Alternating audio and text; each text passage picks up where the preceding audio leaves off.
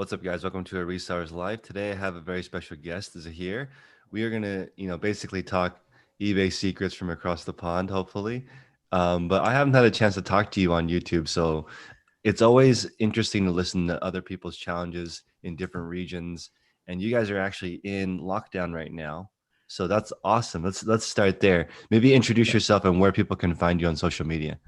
yeah, sure. My name is Zahir. I'm a UK-based reseller. I do have a YouTube channel, which is Zahir Malik, and we're basically started off just reselling used goods, and recently have kind of spread out more into retail, bricks and mortar as well. So you opened a store during the pandemic. You're very brave. Yeah, brave, more. I think it's more. It's just opportunity. It's more Mm, stupid probably, but it's opportunity. I was running up. I think different people react to reselling in different ways, and like personally for me, um, having stock at home was becoming more and more of an issue, not just for myself but for my wife as well. And we were looking at, we tried having an office space before. We decided to move out of that last year. It just wasn't quite paying off at the time for us with the cost of it. But we weren't happy having this stock at home, and our store was growing, in terms of, you're going out to source and etc. And just, got two kids, two pets.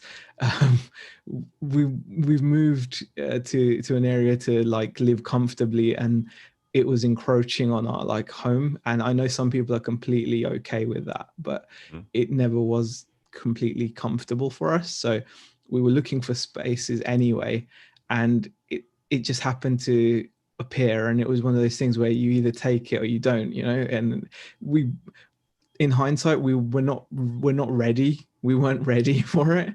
Hmm. um but the space was really, it did a lot. It's like a storage space now for stock.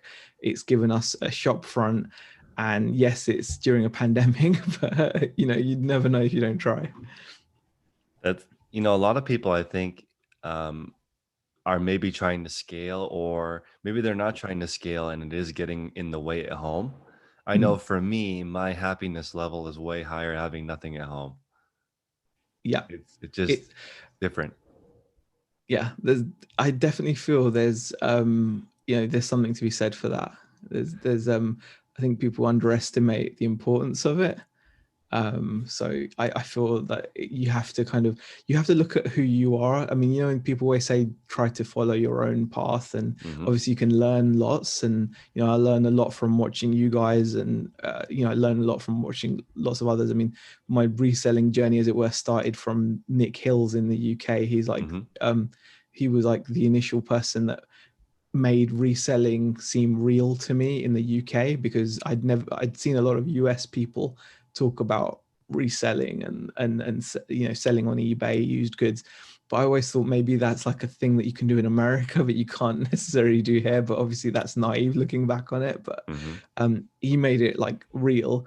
And so you're always going to have someone that you follow, like, to some point, but then you have to kind of adapt it to yourself. So I think it would be useful for the people listening and this group to maybe talk about what your day looks like. So what's a day in the life? At the moment, it's a bit strange because of lockdown, Hmm. but a day will look like waking up and actually getting ready, going to the shop. Now, that's the best part of it, is leaving home.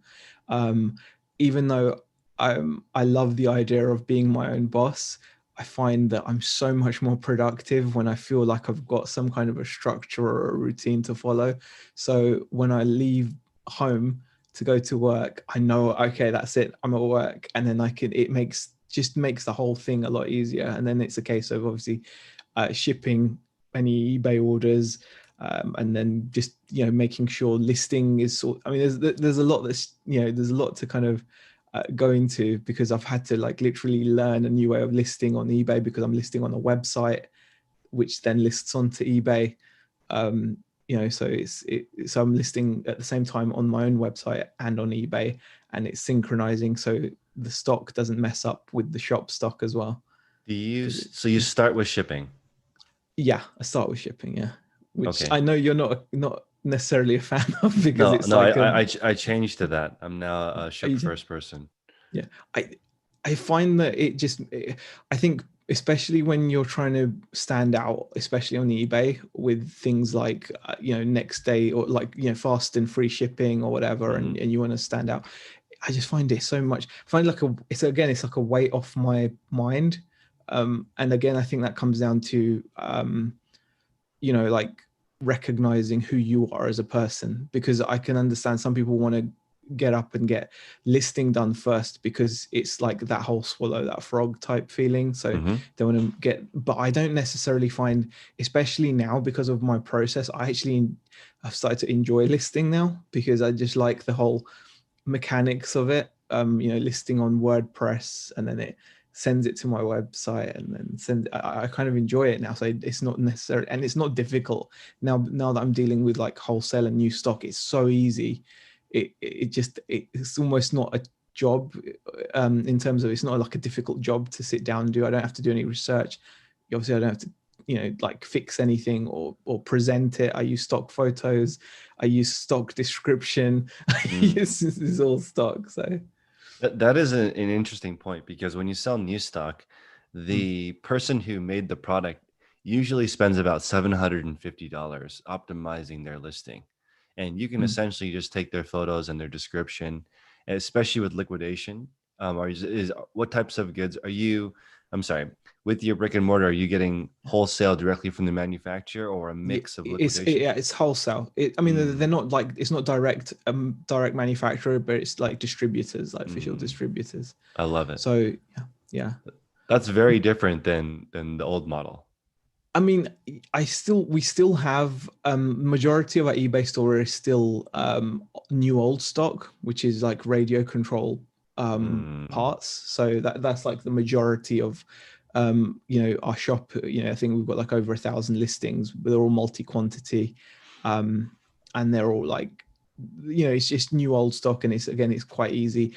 But yeah, with the brick and mortar, it's all new from distributor, but it's bought it like its own set of challenges in terms of um, just figuring out the scale of it all, because you very quickly realize that you do have to price correctly as well. It's not just about having, you can have like the most popular item out there, like for example we do a lot of action figures and stuff. mhm. It's kind of pop culture, the shop is, um but you can have like the most popular in-demand action figure out there, but because you're going to be one of many sellers, whether they're online or whether they're other stores, it all comes down to price. And if Mhm. you don't have the right price, it doesn't matter how popular or in demand your product is, it's just not going to sell.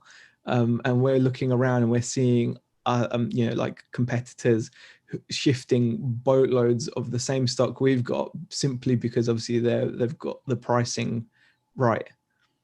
Yeah, that makes sense. I was giving the example of $100 bill. If you price it at $95, you'll sell all of them. And if you price it at 110, you'll sell none of them. Yeah. So it's interesting it how it's so pricing important, is and so sensitive. it's a big shift as well, because you know I'm used to getting much bigger margins, Mm, when you're buying from charity shops or car booths or from mm. marketplaces, or even when you're doing like liquidation end of line, like new old stock, you still can get some really strong margins, and often you're going to be you're going to be one of the few people that has that stock, It, so I just find that you can milk the margin a bit more, or you can decide to hold on a bit more. But when you're suddenly buying like from a distributor, and you use your same mentality, you quickly learn, hold on, we're doing this wrong, because we've got the same stock as those guys over there, except they've already shifted 60 units and we haven't shifted our first one yet. You know, so do you feel like when it reopens, you're going to have a mix of both strategies? the aim is, I'm happy. The only reason I suppose we're happy to take like the lower margin, high turnover of like a brick and mortar is because we can also have the eBay running, because the eBay was the first thing that we did in terms of working for ourselves. Like, Mm. my first working for myself experience was the eBay used goods experience. And you can't, it's unique. You can never really find anything which is going to give you those margins. And I think that's really attractive, especially when you start dealing with new and wholesale and you start seeing your margins just become that much more keen. Hmm. So I love the idea of having a shop, but then also having the eBay. How involved is your wife? I know you guys work together. She wants to be a lot more involved, and we tried before, but financially we just weren't there yet. um, Having two people, especially at the time when we tried it, when we tried both working together, we were strictly just eBay, and the bottom line is we just didn't make enough money on eBay to Hmm. justify, taking, because we were taking too much out for living. Mm. And it just quickly became apparent it's not working. So my wife's actually working full time now, but whilst the shop was open, she was in there like every weekend. If she has an early day, she's in there. So she's using it very much as like it's motivating her to put up with her job, I love it. basically. Yeah. So right now, okay, so now your shipping is done. Do you immediately start listing or prepping or doing inventory? What is your, I'm trying to be like, Yeah. to get a clear idea, because then hopefully we can figure out what your bottlenecks are. Um, at the moment, yeah, once the shipping is done, it will be straight on to listing.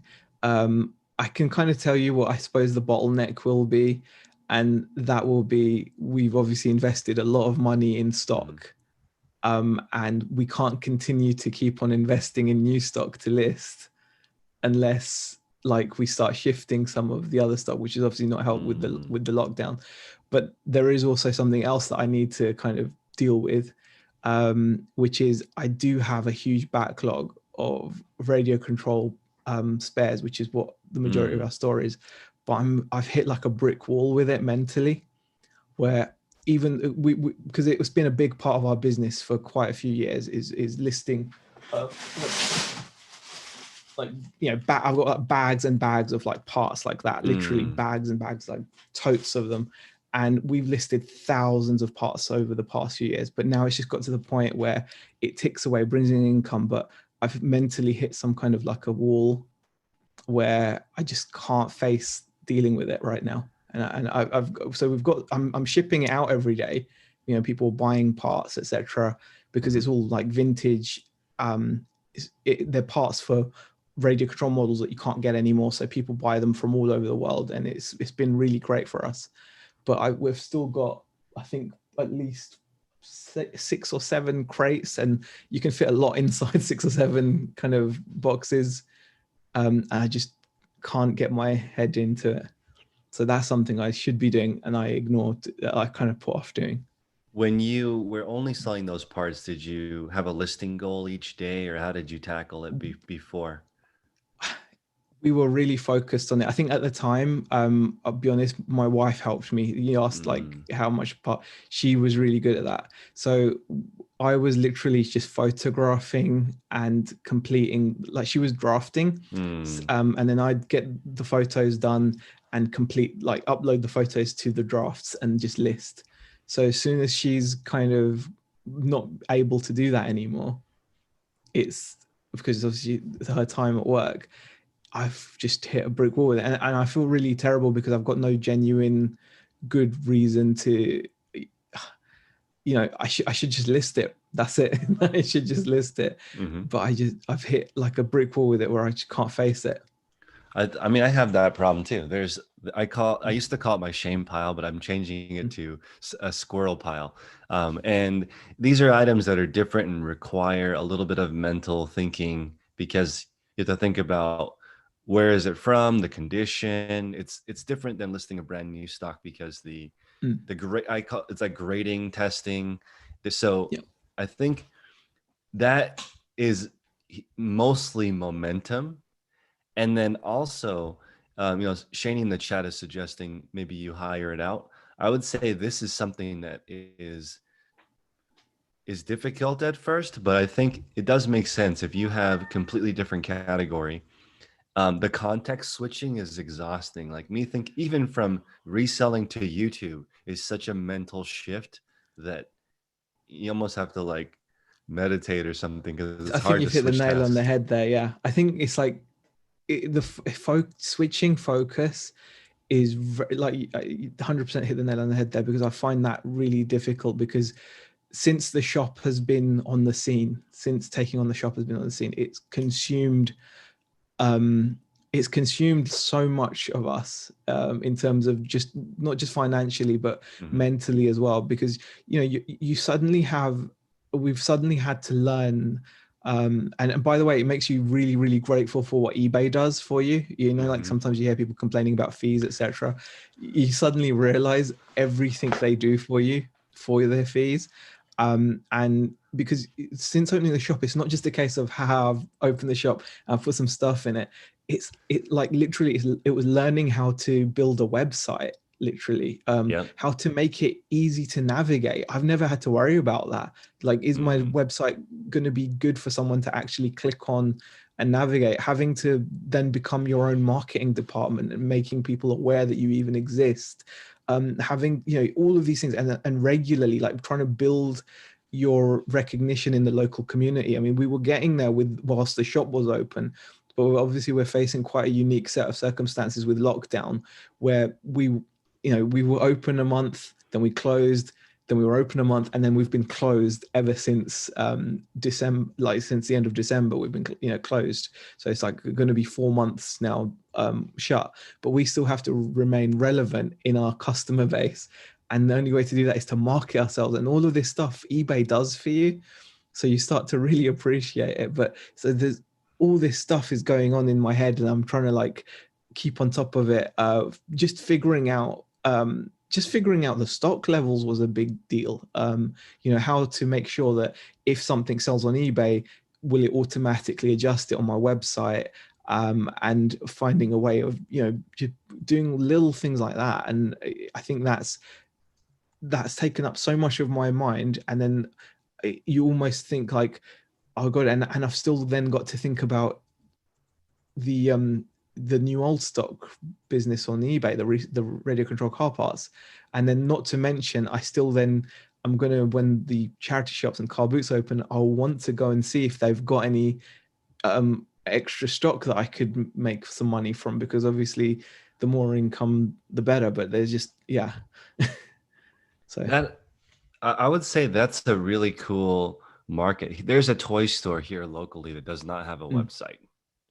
yeah. So I have been able to buy some of their overstock in the past seasons, and now they're closed. I mean, they might be out of business, but that I'm just trying to think here because there's a mental barrier that I want to address because I have it too, and that's like I hear some people say, well, I don't have the option of not listing it because I need the money, and that mm, seems like that's one way of thinking of it, but there's more to it than just needing the money. Everyone could use more money, but there's a yeah, mental block.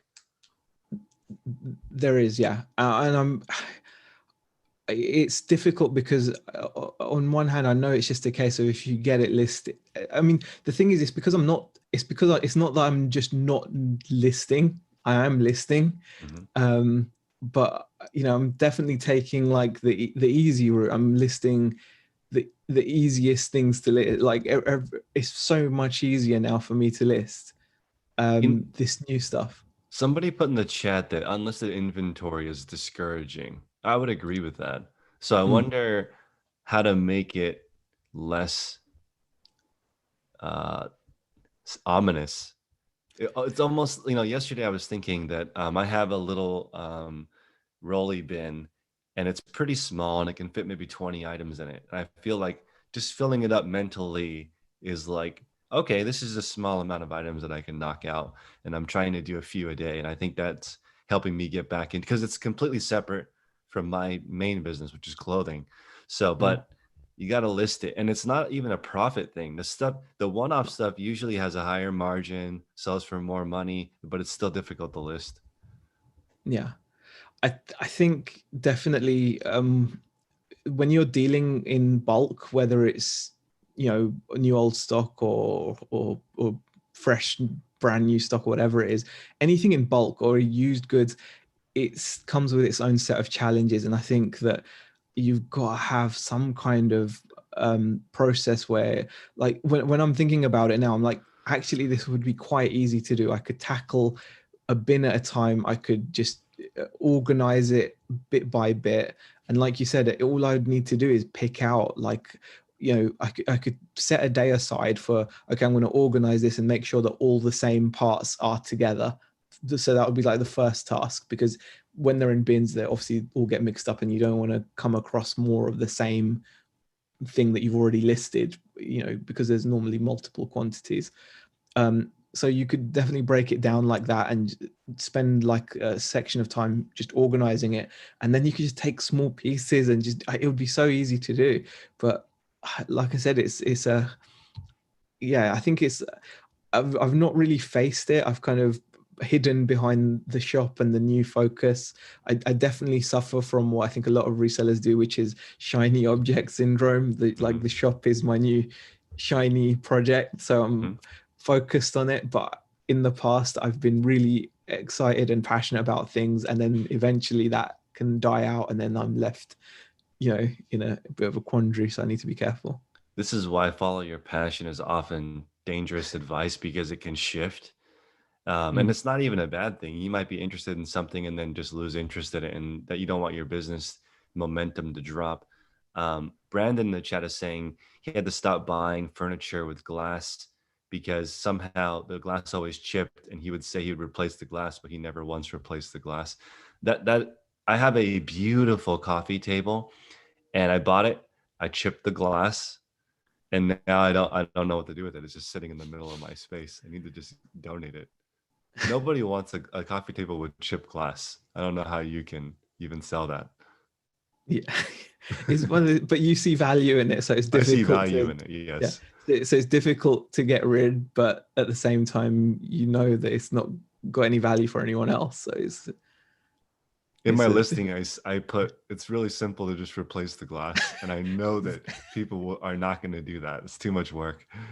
well, Um, that works. Yeah, I mean that same with especially when you do things like radio controlled cars. As soon as you could have an almost perfect car, but if it's missing one piece, it will just so dramatically affect your sale price.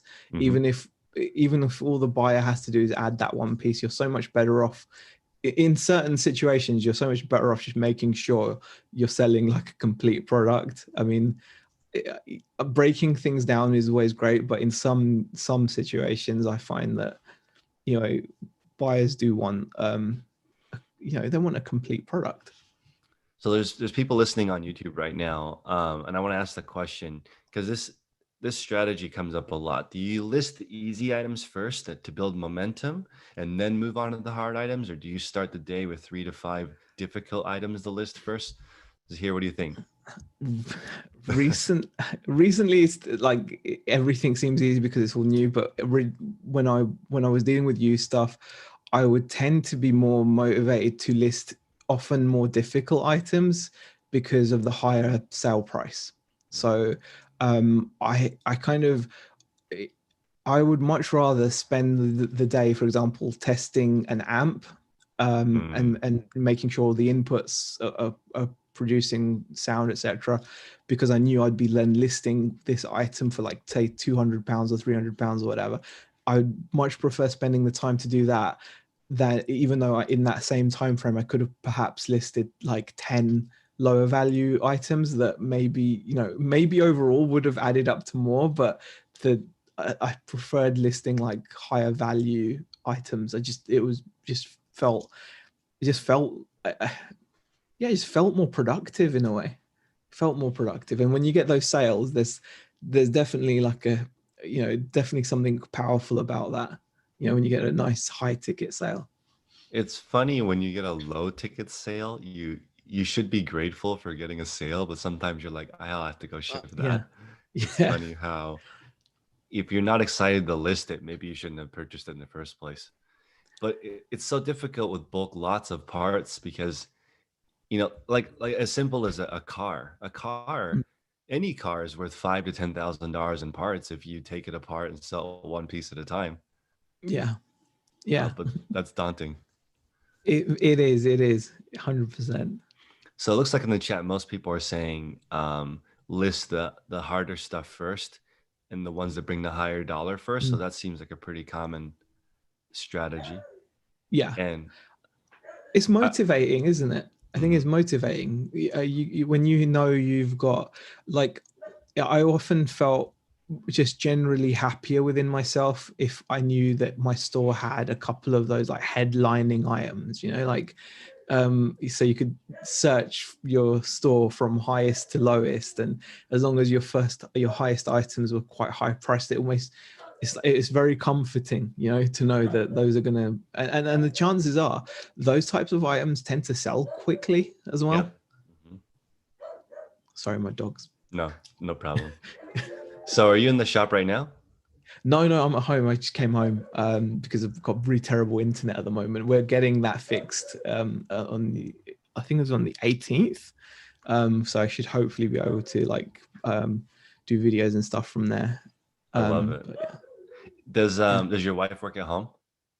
No, she works at a surgery, like a doctor surgery reception there. So Okay. she does like full-time hours there, but then she literally, if she's got a half day, she'll finish and go down to the shop. Hasn't been doing it recently because simply because we're closed. So it's not necessary to have two of us there. Well, so this is kind of a selfish question, but how do you Yeah. handle taking care of the kids? Luckily, they're old enough now to kind of uh, they're good. They're like 15 and they're like, it's 18, so they're kind of okay to not leave, but they're able to fend for themselves. I like that. I think that if you can have unsupervised time as a kid, it's so healthy because I feel like, are the last generation, they had, they basically were so busy working. Kids had all this free time to learn things. I mean, we're hoping that we're going to reel them into the shop as well. Mm, To do some Saturdays or something. It'll give them something, give them some experience, customer facing. Because I mean, I just love customer facing. I absolutely love talking to people face to face. It's the best thing for me. Just something about that just excites me, and it's something I've done. I mean, I know you've got experience in it as well. When you worked at the dealership, there's hmm something about speaking to customers face to face, and you know saying the right things to kind of evoke the right emotions. And I think the shop that we've got is literally all about emotions. It's just pop culture stuff, so it's all memories and emotions, and I think you can't recreate that on the website the same way you can in person. Can you have customers right now? No no we haven't had any customers in store for 4 months now. Wow. So how So how does that work? Can people shop at the storefront and then come pick it up? yeah, they can do click and drop, but that's been really slim because we've only recently opened. We only took the lease back in September, or I think it was. Hmm. So we're only recently open. We're not fresh in everyone's mind, I think. But we've only had a handful of the click and collect, so it's kind of made it quickened up the the urgency to get a functional and good website up and running. And it also reinforced how important eBay is. I think, like, to be honest with you, nowadays, if you're working for yourself and you're selling anything, I, as much as I'd love to be able to say, oh, you don't need to be on eBay, I think you kind of do have to be on eBay to an extent. I think, depending on what you're selling, obviously, but for a lot of people, I think it's important. I mean, there's a reason why so many shops who have like physical stores, or even if they've got their own successful websites, they still sell on eBay because hmm it pays in the end. It really does. Just the reach of it, and I think, like I said, you realize this when you start trying to do all the things that eBay does for you. When you start putting on all those different hats, marketing and promotion and all that kind of stuff, you realize how much is included. So Do you have any help in the shop, or is it just you solo? at the moment, it's just me. And like I said, Rebecca, when when the shop was open, she'd be there and be great. But yeah, we'll see what happens. If I came to help you for 20 hours a week, what would I be doing? Oh gosh, probably not much, if I'm honest. if it, I feel that at the moment, I would list all those parts for you. yeah, I'd be like, yeah, Chris, go and those parts. I think a part of me thinks maybe it's because once I've done that, I'm almost afraid of what I'm going to do with the time, I suppose. Because obviously when you've got a shop, you're not going to be constantly dealing with customers. So I do need to have work to do in the meantime. I don't want to waste time. I don't want to just be sitting waiting for people. So I feel, I suppose part of it is also knowing that I've got all this work that I can then just get on with. And I have, to be fair, I have taken some to the shop. There's only the remnants left at home now. And like I have started, but it's just so slow. Progress has been slow. But I definitely want to make the most of my time, because you're not going to be constantly dealing with customers. So when there's no customers, I should be on just eBay listing. So that should be if it was a well-oiled machine, that's what would be happening. I don't think Yeah. that I'm capable. I'm pretty self-motivated, but I'm Mm. way more motivated when there's somebody watching me. So even if it's a staff member, because they're like, "What are you doing?" So if they're, I think if they watch you busting your butt, you'll bust. Just it's totally Funny you different. should say that, but when Rebecca's there, we tend to be productive, because like, we don't, neither of us wants to just sit there on our phone. That's right. Like Yeah. it's you just don't you want to you want to do as much, you want to know that each other is doing whatever they can to improve the business, and the only way to improve the business really is to keep growing it and keep putting things onto lists. And I just, yeah, it sounds so easy, but it's all mind games, really. It's all mind games. Yeah, it's just momentum. In the end, reselling knowledge is almost useless. It's just your behavior. Because if you go to charity shops, or if you set up a brick and mortar, you have supply. Mm. So then you just have to cultivate some kind of a routine where I think that so many, like in the chat, I asked, do you start with hard listings or easy listings? And a few people responded, depends how I feel. Mm. And I think that's so dangerous. What if you don't feel like working? But I think I think it's the personality type that's Mhm. drawn to this business, though. I think like one of the things that draws people to working for themselves is that perceived freedom. Mm. But I think you realize over time that even though you've got freedom, it comes at a cost. So it's you can do whatever you like 100%. It's your business. You can list the hard items, you can list at the end of the day, you can list at the beginning of the day, you can Mhm. choose not to list at all for a week and then go crazy. You can do whatever you like, but everything you do does have a consequence. Mm. So yeah. I think there's Shani is also saying there's momentum in listing immediately after buying. I think this is much easier Yeah. when you spend a lot of money, like brand new items. I don't have any problem listing.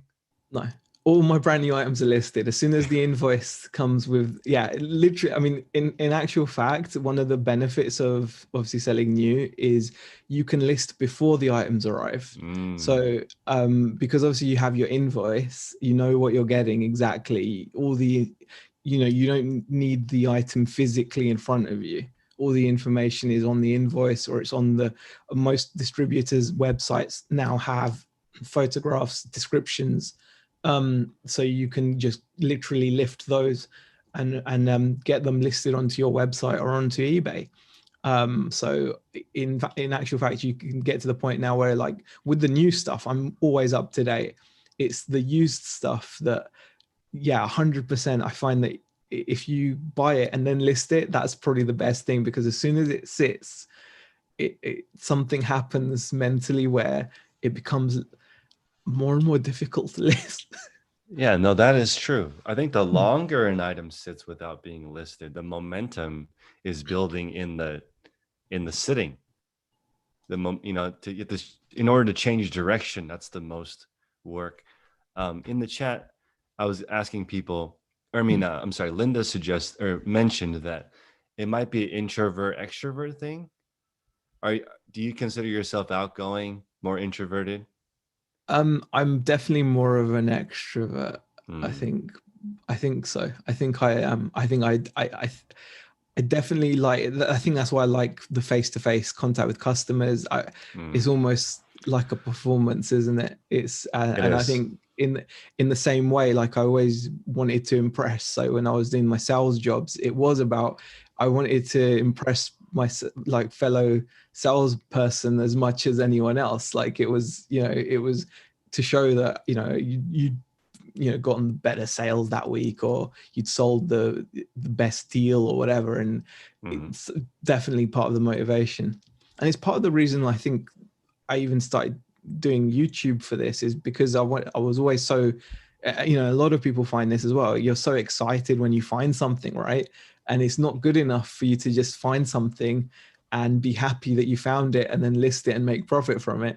You want to find it and you want to tell everybody, hey, look what I found. You know? Yeah, that's very true. I would say if you're selling, because sometimes I got a comment this morning saying, Mm. you obviously don't know what you're talking about. The most successful eBay sellers I know sell a variety of things. They don't specialize. And that's, first of all, it's definitely not true. The biggest stores in the world are usually just one or two categories. But I'm not saying you can't be successful selling a variety of things. It's just more complex switching from one item to the next item. It's more mentally draining. Mhm. It's definitely doable. Tons of people do it. But also, if you sell one-off items and you take a break, your business takes a break. I think it's okay to change your mind, especially when, like, most of my adult working life, I've been an employee. Like, Mm, as a percentage of my working life, my self-employed life is now touching 6 years, but I've been working since I was 16, and from like 16 to like 34. I had the employee mindset, and that was it, right? And mm, then, so within these 6 years, I've changed my mind on so many things so many times, and I'm not ashamed of it. And it doesn't mean that I was wrong before. It's like I said, it's about learning and finding yourself. When I first, like, started doing eBay, I couldn't even envision doing new. Like, the thought of selling new or wholesale items for like 30% margins was like, no way. Like, if it's not making me 300%, I'm not getting out of bed. It's like, I could never imagine not going to a car boot sale or not going to a charity shop. I thought that was it. I thought I'd found what I wanted to do in business. But at the same time, it was my very first attempt at business as well. So it was a naive looking back to think that that's what I'd stick with. Of course, over your journey, you're going to change. You're going to change so many different things. I wouldn't. You can't be so strict in terms of setting these rules until you've experienced a bit more, I think. Because I think there's a reason why, like you said, most big companies do have a niche, because really it's the repeatable aspect of it that builds things. It's the you might only be making a small margin, but it's the fact that you've got constant supply and mm. you can replenish, and there's so many Yep. different things. So, but again, that So doesn't make that better than, you know.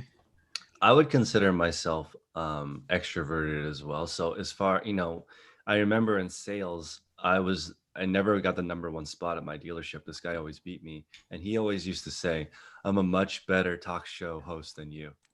That's really the only difference, because when people walk into my world, it's like they're in an amazing world of goods and they leave with something every time. So the salesperson presenting amazing items is sort of like the one-off seller looking for home run deals. And I consider replenishables and similar items more engineer focused.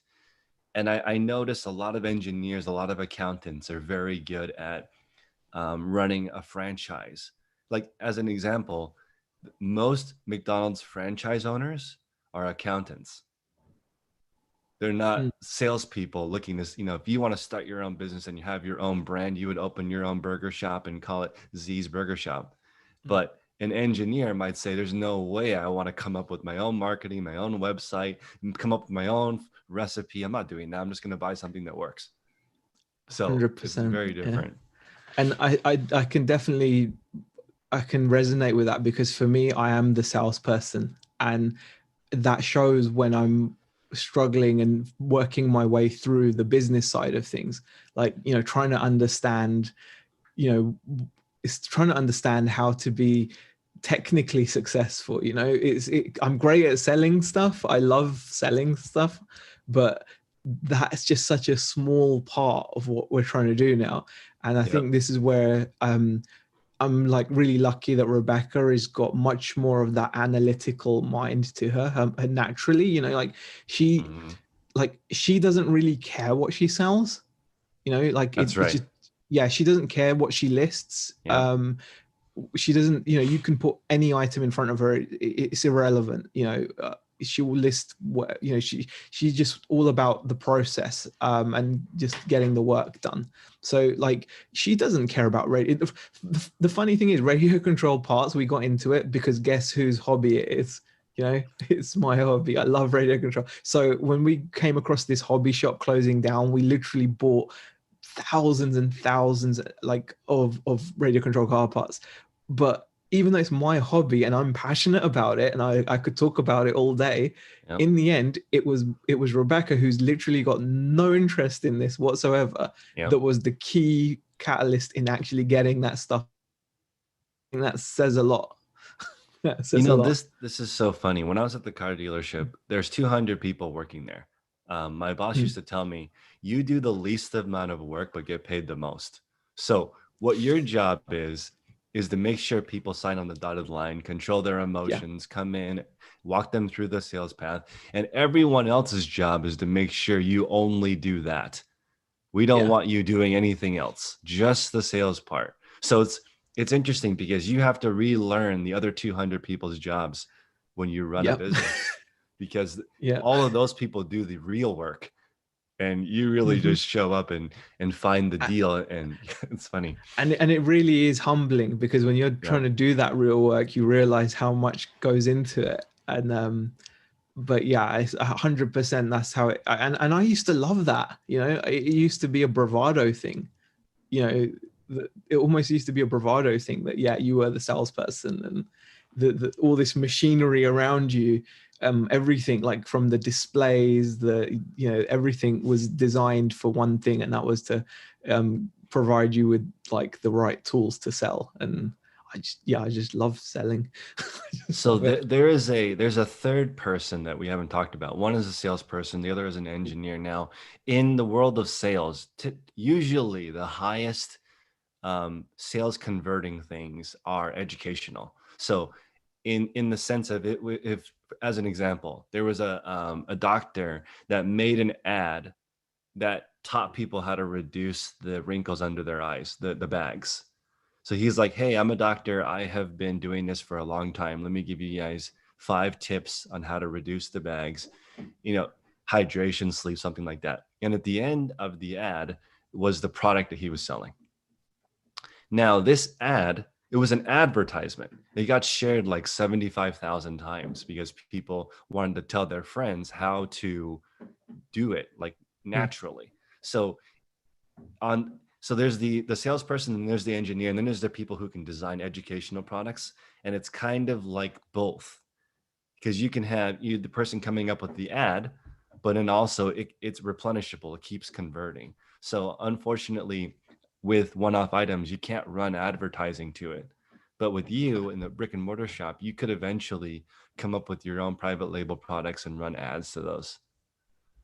And in my own kind of silly little way, I've even on my Facebook page, when new products come in, I've been doing my own little kind of advertising, like advertising the product just to the local customers, just showing that it's coming. And I almost feel, you can almost feel like that local cheesy salesman on the TV, Mm. promoting a product. But that's naturally what, like I said, I suppose that's naturally who I am, and it's a big task to learn the business side of it. Like you said, those other jobs are, they're really, really important, and without those, nothing, the sales are kind of, they won't mean much. So I want to challenge you a bit. Yeah. Um, I think the two benefits of having a brick and mortar, the top two benefits are you can get distributor contracts for items, and number two, it's much easier to find someone to help you in Mm. a brick and mortar versus your home. So I think about having someone help part-time or 1 day a week to help you list those parts. And I think you'll be motivated even to help, even to assist you Yeah. for 10 hours a week. I think you'll get all of that listed really quick, and the momentum. And for me, having a similar personality to you, I don't work very well alone. I understand I should be able to physically, but I'm not that productive. It's do. I mean, I think that's something that I'm going to definitely focus on when we reopen. We're going to be reopening, hopefully, touch wood, on the 12th of April. And I think that's when Rebecca is going to be able to. She's going to want to spend time at the shop. Like at the moment, it's almost upsetting for her to go to the shop right now because, like I said earlier, she uses it as the motivation to work. So right now, with the shop being closed, she doesn't like seeing it like that. So, and I'm not going to kind of say, oh no, you should still be coming in. She's working a stressful full-time job anyway. But once we reopen, I know she'll be in there, and I think at that point I'm going to definitely take advantage. And actually, what I might do is try to take on the listing myself if I can. At least some of it, and then get her onto the shop floor, because that's somewhere where she's not necessarily super comfortable. A, because of what we're selling, and B, because naturally she's not necessarily like she hasn't got like the sales pattern, as it were. I love this conversation about listing items right away. We have a gentleman in the group, Bruce, who used to own an antique store, and he can sell anything and will sell anything. But he Mhm. put that if he doesn't list right away, then it consumes him. Yeah. I agree It, with that. it's a strange thing. I think it's definitely a strange thing. It's just, I think when you buy, I think it's at the moment of purchase, like anything you've got in your death pile or your shame pile, whatever you want to call it, at the point of purchase, you were thinking, yes, this is good. This is going to make me some profit. This is a good step for my business. And for whatever reason, once you get it home and the light's different and it looks different, or Mhm. and if you let that moment slide, it just becomes more and more difficult the longer you leave it. And then before you know it, you've got things that are just there for months, if not even longer. I mean, it can happen to anyone. I mean, I think I've got things in, God knows. Yeah. It's depressing to think about. I was just thinking when you run a resale shop, because people say kind of sell things that you're passionate about, and this is the thing. If let's say I have a friend that works at a 5-star restaurant, he's passionate about food. He never eats there.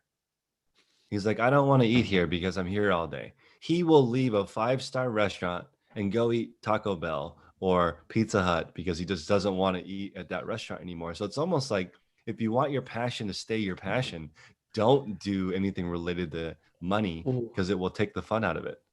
I think there's a balance. I think it's doable. I do think it's doable. I just feel that there's a balance to it. I think all too often it can happen. I think if the especially if the business doesn't work out how you wanted, Mm. then definitely. I think I've seen a lot of Mm. situations where people have turned like hobbies into businesses, and then for whatever reason the business hasn't quite worked out, Mm, didn't perform as well or whatever, and then it leaves like that lingering resentment towards what used to be their passion. I So I see. think I've seen that happen, and I can see why people are not. I suppose it's not just because you're passionate about something, it doesn't necessarily mean it's like your hobby. So Right.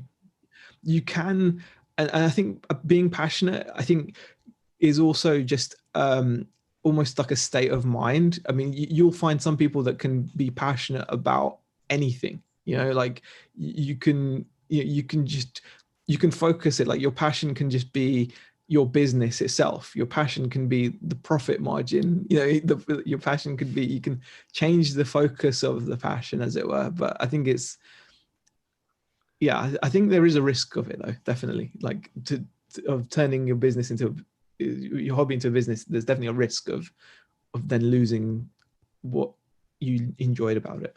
It's interesting also if, people that turn hobby into business, most often that's in a category that has some momentum. If you're Mm. passionate about something that has no market, it makes it very, very difficult to gain any traction.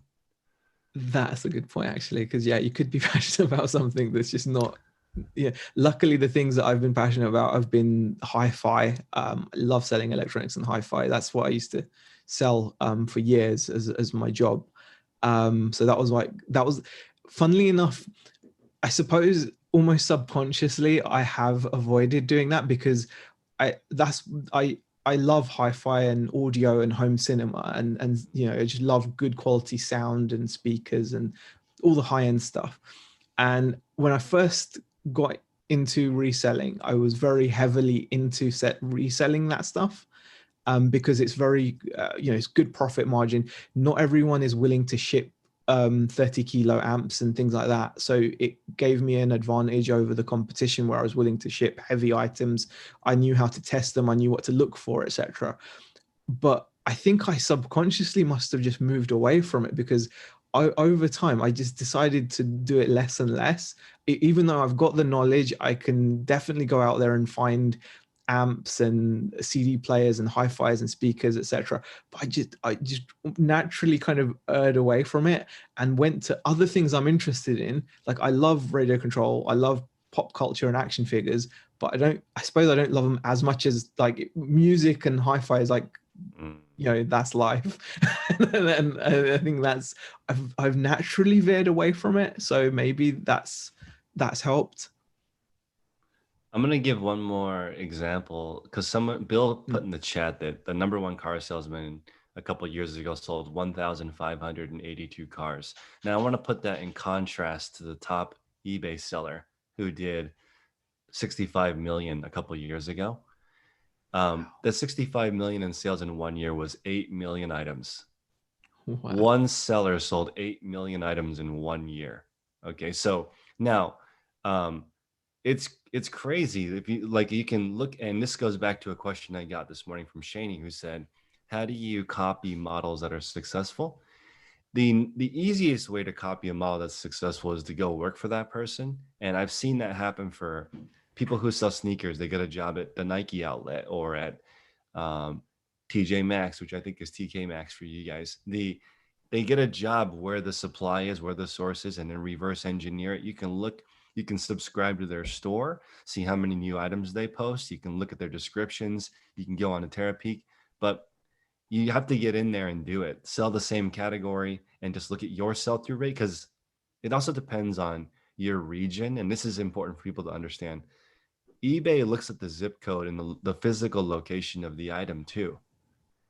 There's brands that sell for more money because geographically they're closer to the customer and eBay can get the item to the customer faster. They're working on trying to compete with Amazon, which is very quick shipping. So important to think about the people that you want to copy, the people who you want to model. And I think right now, one of the most popular models in America is the click and mortar, where hopefully the brick and mortar breaks even so they can run their Mm. online store. And that's, can you imagine? opening a brick and mortar just to break even, but now you have a place that people can work and you have you can get wholesale. I think that's very kind of subtly what's happening over here as well. You know, like for me, the shop was quite an easy kind of choice because storage is quite expensive here anyway. Mm. So I found a really good deal, which was basically storage that happened to be a shop as well. So it was a no-brainer. And I've looked again, looking at people that are successful in the same niche, you do find that you know that yeah, okay, some of them have shops, most of them don't even have shops, most of them operate out of industrial units and things like that, and they just focus online. But definitely having that brick and mortar to even just use it as a kind of a click and collect situation, there's definitely value in it. And I think one thing that I just want to say, I know I've been talking an awful lot, but it's just I find that there's a whole analytical side to obviously business in terms of the numbers and how you approach things that sometimes I try to kind of almost glaze over. You know, like I'm someone that will kind of do the numbers once, but then not try not to look at them again. And I feel like, you know, for example, if I get an item in, I know how to work out its margins and costs, cost of goods, etc., and all that stuff. But when I'm like listening to you guys, especially talking about how, you know, how you're constantly monitoring and like analyzing what's going on under the kind of surface, it's really important. And it's something that I've got to work on myself to kind of just embrace a bit more, because I just get daunted by it. You know, too many numbers, too many facts and figures can be a bit kind of overwhelming for me personally, but obviously everyone's different. I mean, it's literally crippling if you have to look at things. For a salesperson to understand what it is that they have done would take the whole day. It's just as hard. It's a different part of your brain. It's a very, for me, I think if you take the emotion, I just wrote something down, which was, there's some people who get joy from saving money and some people who get joy from spending money. And it's the same thing with resellers. Some people get joy from purchasing the item and they're always on the hunt. There are other people who get joy from listing and selling the item and they have zero emotion with the buying part. And that's typically the person that buys a franchise. They don't care about the brand. They just want something that's repeatable. Mm-hmm. The most popular food franchise is Subway. And I find that because I love relating my eBay store like a sandwich shop. And, you know, it, it's just, I don't know, looking at the different items, having a store where you have a big variety versus replenishables, it's so different. Is yeah, I mean, there's, I suppose it's just because there's so many paths to, you know, so many different types of success. I suppose it helps knowing what your long-term goal is, as to, you know, what path you go down. I think that's the key. Like, you've got to know what you're what do you want from whatever it is that you're doing, you know, in 10 years or 20 years. You've got to have like an idea of what kind of lifestyle or what kind of what it is that you want, and that will hopefully Mm, help you make, you know, better decisions short term as well, because then you won't necessarily go down a path that in the long run doesn't actually line up with where you want to be. that is a great maybe end to the call, which is the whole point of your eBay business is to finance your lifestyle. Mm. In the end, whatever schedule you want, if you want to spend time with your kids, your family, you want hobbies and you want an amazing hi-fi system, then, you know, if I guess you can mix your hobby and your passion, because if you sell some hi-fi parts, you could have an incredible system just from, because you went out and found all the cool stuff. Plus, you have the best story because you found it in some obscure location. Yeah. I love it. I remember I sold a cookie jar to Switzerland, and I was just thinking, this person has the best story ever, and it's worth it. Even if it costs $200 for a cookie jar, if you got it from the other side of the world, that's a great, That's a story, story. Yeah. nostalgia. Yeah. It's so powerful. And you better believe that it was probably told a few times within the weeks of receiving it, because That's right. like you said, if someone goes to those lengths, it means something. That's why I love your natural salesman ability, but it's also a handicap for both of us. Definitely, I feel that. I wonder how can you change? Can people go the other direction? Can introverts become like I'm Linda in the group? Go ahead. Yeah, no, I'm hoping to, because one of Shazad just made me laugh because he always digs at me for this. He says, "I find if one is cheap, you should buy them all." That's one of the mistakes I've found making since going into the world of wholesale. It's a lesson that I've learned now, I think, but in a way, it's a good example of, going from being just a salesperson to understanding all the other 200 jobs, like you said. When I first delved into this whole wholesale thing, my mentality was, because when I was thrifting at car boots or charity shops, if it's a good deal, it's a good deal, right? And I ended up buying a few things, like way too much quantity, just because it was a good deal, right? So surely I should just buy as much of it as I can, Hmm. not really taking into account the other analytical side of things, such as sell-through rate, such as, how long is it actually going to take me? And then you end up with piles and piles of stock that will sell, but I'm on purposely taking the painful lesson out of it, as in, I've decided I'm not going to just bulk it and sell it, because I don't think I'll learn anything that way. I'm going to painfully sell all this stuff because it is selling. There is definitely like a pattern to it, and it will That's right. sell, but it's going to take long. And in the future, I would never buy this amount of quantity of something that sells this slowly. But I'm determined to just take it as an L, and to, as a painful lesson for the future. Well, maybe, I think that introverts run the world for the most part. I mean, like if you look at the richest people in the world, they're rarely extroverted. So it's almost like maybe we can graduate from being an extrovert to being an introvert because they Hopefully, seem to dominate everything. hopefully. Otherwise, I'm doomed. Otherwise, we're both doomed. The shiny object syndrome is Mm, more of an extroverted thing. People who are, content at home, working on things, enjoy being alone. That's very different. mm, You know, it's 100%. it is funny. Yeah. Thank you everybody for coming. I want to be respectful of Z's time. Sure. Make sure to subscribe to his channel. I'll put it in the chat Oh, again. And thanks. thank you for taking the time to chat. You're welcome to come on the call if you need motivation. And even if your internet is wonky, you can listen Brilliant. to it at work. Yeah, and I always listen. I always listen at work. But when my internet's, or when I get the proper line put in, I'll definitely be joining. And I really enjoy watching these and learn a lot. So I really appreciate you having me on. Thanks, Chris. And thanks, everyone. Thanks everyone. Have a wonderful day.